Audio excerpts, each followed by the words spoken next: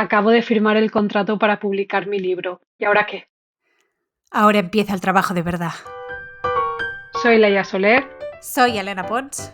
Esto es el podcast de Make a Book. Y hoy hablaremos de todo el proceso desde que entregamos nuestro Word al editor hasta que sale un libro muy bonito. Bueno, o no tan bonito, dependiendo de todo lo que vamos a hablar ahora. Y aquí vamos a decir que es una responsabilidad de todas las partes implicadas en esto. Porque escribir un libro puede ser un proceso personal, pero publicarlo es algo que se hace en equipo. Totalmente.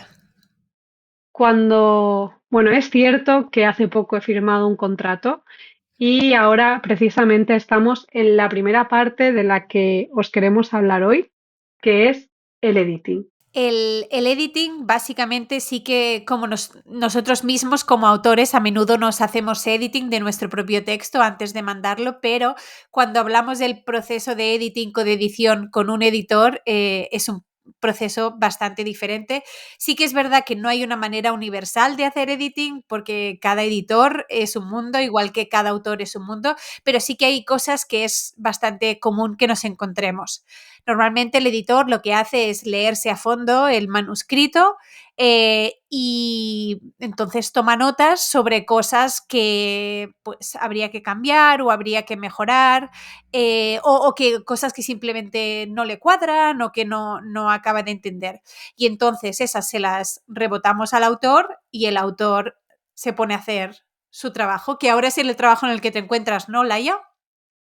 Sí, yo tengo que decir que ahora mismo estoy súper contenta porque el editing que me han hecho es súper minucioso, súper exhaustivo, se va a los detalles. Y aunque al principio yo creo que esto nos ha pasado a todos, que nos ponemos muy a la defensiva, queremos proteger nuestro texto, con el tiempo yo me he dado cuenta y he cambiado y agradezco que se metan a fondo en el texto, porque no somos perfectas, no escribimos de forma perfecta y creo que un buen editor está ahí para hacer que tu novela sea lo mejor posible. No sé tú, Alena, qué experiencia tienes con editores, pero yo he tenido varios y han sido muy distintos. Algunos simplemente me han dicho está todo bien y no me han hecho editing y después he visto que no todo estaba bien, pero ok. Y ha habido otros que me han pedido 4 cambios en un mail o editores como la que tengo ahora, que ha entrado a fondo usando la herramienta control de cambios del Word, marcando esto lo cambiaría por esto no sé si se entiende. A ver, yo creo que es un poco, depende en el estado de que estés. Yo también sí que es verdad que como autora, como no he publicado tanto como tú, no tengo tantas experiencias, pero sí que tengo mucha experiencia haciendo yo de editora. Lo que a mí me parece más efectivo es, por ejemplo, si hay cosas a grandes rasgos, sí que, por ejemplo, las pongo en un email o las he recibido, por ejemplo, en un email. Recuerdo pues el editing que me hicieron en Nocturna de Hielo y Plata, que estaba súper bien. Antes de empezar en el editing de texto recibí unas cuantas notas de la editora sobre cosas que echaba de menos, por ejemplo, pues que un personaje apareciera antes en la novela, que se le diera más peso para que después tuviera más impacto en la trama, suavizar un par de cosas. Eh, Hay cosas que si son como muy a grandes rasgos, creo que está bien, se lo mandas al autor en plan como notas, ¿no? Cosas en plan, sí, siempre suelen ser cosas de estas, en plan, echo de menos descripciones o echo de menos que este personaje tal, no sé qué. Y luego sí, luego lo más útil es esto, porque que te pongan el Word con control de cambios y donde te pongan cosas como, es que no entiendo exactamente lo que quieres decir. Eso pasa muy a menudo que los escritores estamos tan metidos en nuestro texto que para nosotros todo tiene sentido que cuando nos preguntan en plan, es que no entiendo a qué te refieres, claro, nos choca, ¿no? Es en plan, no, pero sí es obvio. No es obvio porque el editor no está dentro de nuestra cabeza, ¿no? Y la idea es, el editor nos ayuda a transformar la idea que tenemos en algo que pueda llegar a todo el mundo. Y eso creo que es uno de los grandes errores que podemos cometer al empezar, que es no estar abiertos a Mm, cambiar nuestra novela. Sí que es verdad que a veces te puedes encontrar con editores, pues yo que sé, que te digan, es que yo el final lo haría distinto. mm. Bueno, tienes que valorar si realmente eso suma a la novela o no, porque el final que tú has elegido es el final que tú realmente quieres y que crees que va en línea en lo que estás contando. Pero yo también a veces me he encontrado con autores que cuesta incluso cambiar una palabra y eso es Eh, muy complicado. Eso es muy complicado y para la gente que nos esté oyendo, que quisiera, perdonad que tenéis aquí a mi gato haciendo una aparición estelar, es raro porque ese es el que nunca se deja ver. Em, y eso es una cosa de que como autores tenemos que trabajar en ello, porque si eres un autor que da muchos problemas a la hora de hacer el editing, no del editing, ¿no? De todo el proceso, si tienes quejas para todos y tal, esto es algo que, aunque luego, a no ser que vendas un montón, ese Pero tipo de muchísimo, ¿eh? pero muchísimo estoy hablando. Luego, si es difícil trabajar contigo, no van a volver a querer trabajar contigo. Y a mí me ha pasado que acaban siendo, hay procesos con autores que acaban siendo pues una cruz para todo el equipo y entonces te decides en plan, es que no vale la pena. Y eso incluso tú y yo lo sabemos, que no vamos a decir nombres y nada, de autores que son muy complicados y o venden mucho, mucho, mucho, o acaban incluso perdiendo muy buenas oportunidades, porque al final es eso. Tú eres el autor, desde luego, pero la editorial también pone su nombre, toda la gente ahí pone su trabajo y es eso, hay que quitarse un poco el ego y entender que aquí estamos todos para crear un producto y a la gente le suena mal la idea de, oh, mi libro es un producto, pero no, es un producto que está en una tienda, igual que el champú está en una tienda y igual que el, ¿sabes? Y creo que será fácil decirle al científico que se inventa la fórmula para no sé, el champú de L'Oreal, decirle que no está haciendo nada, pero es un trabajo creativo como cualquier otro.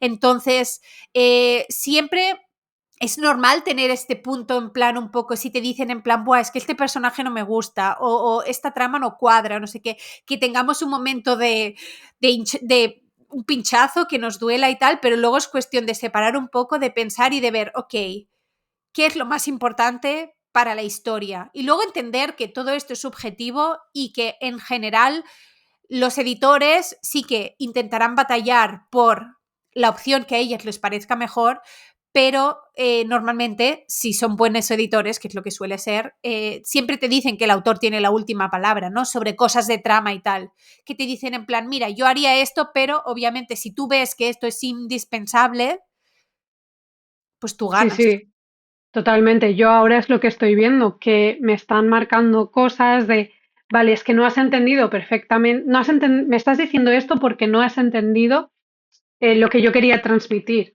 Entonces, no voy a hacer lo que me estás proponiendo, voy Ok. a evidenciar lo que yo quería desde el principio y no lo había hecho. Al final, creo que el editing es un diálogo entre dos partes y es que no se trata de ceder o no ceder, o sea, estáis en el mismo barco. Aquí todo Exacto. el mundo, editor y autor, quiere que su libro se venda. Por tanto, estamos aquí para hacer que sea la mejor versión posible. Y sucede algo muy similar con La la corrección. corrección después del editing, que lo que decía Elena, te centras más en la trama y cosas más grandes de la novela, viene la corrección de estilo, que es pues pulir el estilo, y la corrección ortotipográfica. Te voy a decir, la ortotipográfica es la que da menos problemas, pero también los da. Aquí creo que es también muy importante contar con un buen corrector. Y a veces eso es un poco más complicado que tener un buen editor en mi experiencia, porque a mí, no sé, Elena, si a ti te ha pasado, pero yo he tenido algún corrector, no muchos, creo que fueron un par de veces solo, pero que me hacía correcciones de estilo que no iban en consonancia con el tono de la novela. Entonces, lo que eran un grupo de gente de 20 años hablando se convertían en una panda de jubilados. La inserso. Sí, y no tenía sentido. Pero en general, Ujú. un corrector es bueno. Y si el corrector es bueno, le tenemos que hacer caso. Y ahí es donde surgen los problemas. A ver, una cosa es que sí que ocurre que a veces cuando te devuelven como autor el manuscrito con el control de cambios y ves todo el rojo, porque sí que es verdad que el Word a veces cuando aplicas el control de cambios parece un poco agresivo porque, claro, salen muchas cosas tachadas y sale rojo y tal, entonces tienes un momento de sentirte en plan, oh, Dios mío, no sé escribir y tal. Pero bueno, pasado este shock, yo honestamente hay una cosa que es que, a ver, creo que yo tengo el título de correctora y es una de las cosas que también puedo hacer, pero sí que es verdad que no me gusta. En cambio, a ti, Laia, te A mí me encanta. encanta. Pero a mí, por ejemplo, pasarme una hora en plan, mirando así en plan con lupa, esto es correcto. No, a mí me gusta más trabajar en la edición, digamos, en la historia y tal. Todo lo que es detallista no me gusta tanto. Con lo cual, todos los correctores me aman porque en general siempre soy de aceptar, aceptar, porque entiendo que no es tampoco mi especialidad. Con lo cual, pero sí que es verdad que lo que dices tú, ¿no? Hay cosas, por ejemplo, en las que sí que pues me pongo, no me pongo un poco dura, ¿no? Pero digo en plan, intento razonar porque es algo así. Esto no me lo he visto tanto no he tenido tantos casos como en castellano, pero por ejemplo sí que en catalán, de una novela que, bueno, para los que no sepan, la palabra novia en catalán, que es novia, lo Sí. mismo, teóricamente en catalán no es correcta, aunque la utiliza todo el mundo y se tiene que utilizar otra palabra que es chicota, es lo que decía la y es como muy de viejos. Y yo recuerdo que cuando entregué el texto y tal, puse en plan, he dejado novia, si quieres me lo pones en cursiva, pero no me pongas chicota porque te diré que no, porque no cuadra. O sea, yo entiendo que la Academia del Catalán todavía no lo ha aceptado, pero es en plan, me lo pones en cursiva, pero no me pongas chicota porque no. Alena, lo mismo. O sea, también tuve esa conversación con una correctora porque dije, no, es que hay cosas que, aunque yo sé que a lo mejor no es lo más correcto, digo, sí. En el tema del estilo, evidentemente es algo que es más subjetivo, entonces creo que tienes que esforzarte un poquito más en entender lo que hay detrás de esa corrección. Un buen corrector en general también te marcará, no todo el rato, pero Ujú. el porqué de si Sí, te quita un fragmento, te lo quito por esto, sí. o si hay una repetición o cosas así. Ujú. Pero en lo que son cosas más pequeñas, por Sí. ejemplo, laísmos, loísmos, estas cosas, yo me he visto con autores que me han acusado a mí, catalana, de laísta, siendo ellos madrileños. Cariño, En fin. no te he corregido, no te he puesto laísmos. Es que lo estabas usando mal, o sea, estabas cayendo en leísmos todo el rato y no de los aceptados. Entonces, mi recomendación para los autores, cuando estemos revisando la ortotipográfica, si vemos algo que no nos cuadra, o lo aceptas, Sí. y si no lo aceptas, al menos busca el porqué y deja una notita diciendo, yo he visto que la Ujú. RAE, que la Fundeo, que quien sea, que la norma es esta. Infórmate. No creas que lo sabes todo, porque incluso los correctores seguimos aprendiendo y siempre hay cambios en la Totalmente. Sí, RAE. exacto. Pero de nuevo, de esto lo mismo que con la edición, ¿qué pasa? Que, por ejemplo, que cada editorial tiene su libro de estilo, ¿no? Entonces, por ejemplo, hay ciertas editoriales Claro, que dicen, pues nosotros todavía pues tildamos el solo o nosotros no sé qué, pues entonces hay que adaptarse de nuevo. O sea, todo esto, el resumen de este podcast es jugamos, eso es un equipo. Entonces tienes que ser un buen jugador, tienes que pasar la pelota y dejar que cada cual haga su jugada. Porque claro, no, sí, sí, sí sí, que quiero decir que a veces hay situaciones, pero lo tienes que tener claro clarinete. Yo, por ejemplo, en la geografía de tu recuerdo, sí, eso también es frase de señor de 70 años, en la geografía de tu recuerdo, por elecciones estilísticas, yo elegí usar muchos diálogos indirectos que no se marcaran en el texto.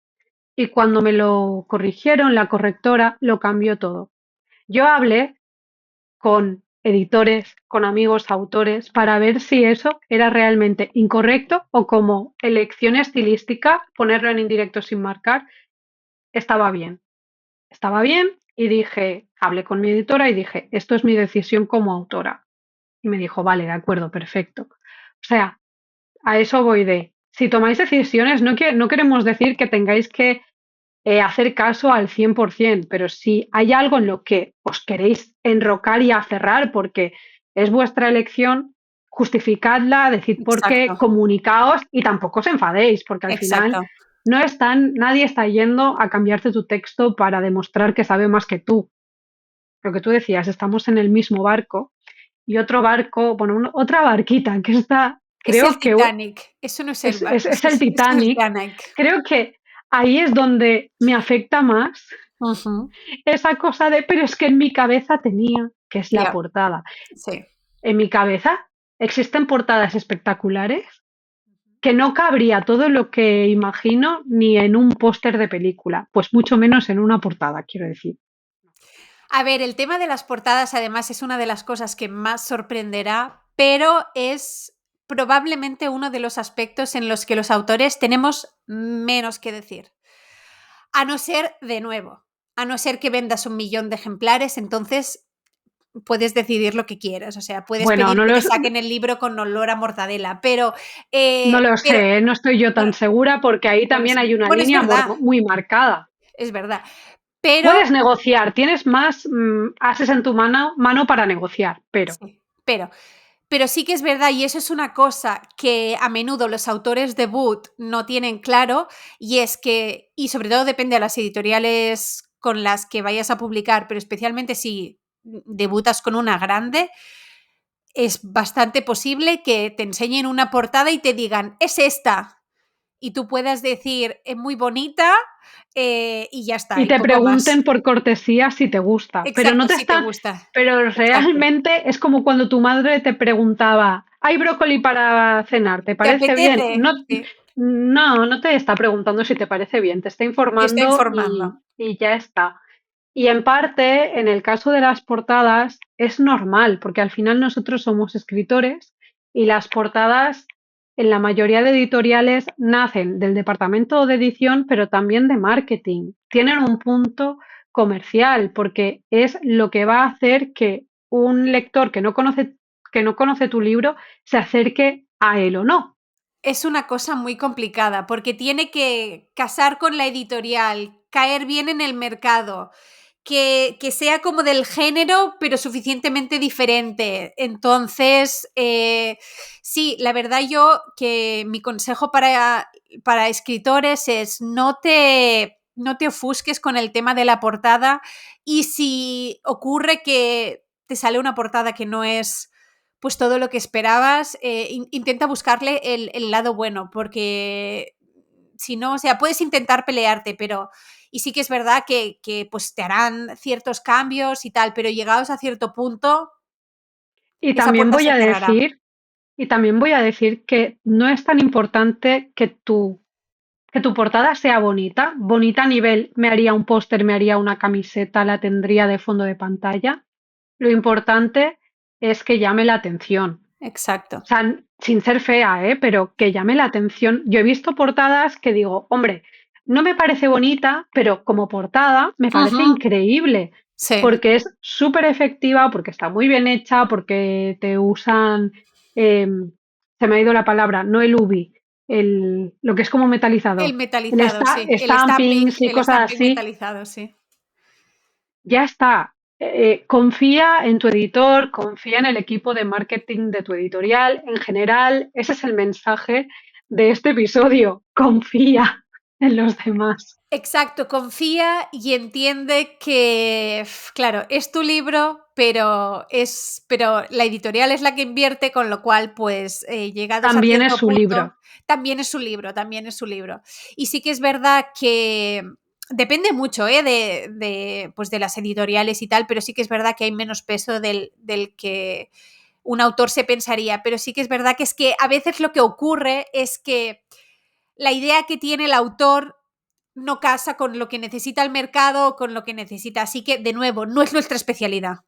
O que no cabe. Es lo que decía al principio de no cabe lo que tú quieres en una Exacto. portada porque se vería demasiado pequeño como para que quede bien. Sí, Entonces, bueno, en fin. después de la elección de portada, de las correcciones y demás, el libro se va a imprenta y aquí empieza otra gran aventura que creemos que ya vamos a hablar en otro episodio porque da para muchísimo y es el marketing. Chan, Pero lo chan, chan. dicho, lo dejamos para otro episodio. Por el momento nos despedimos ya.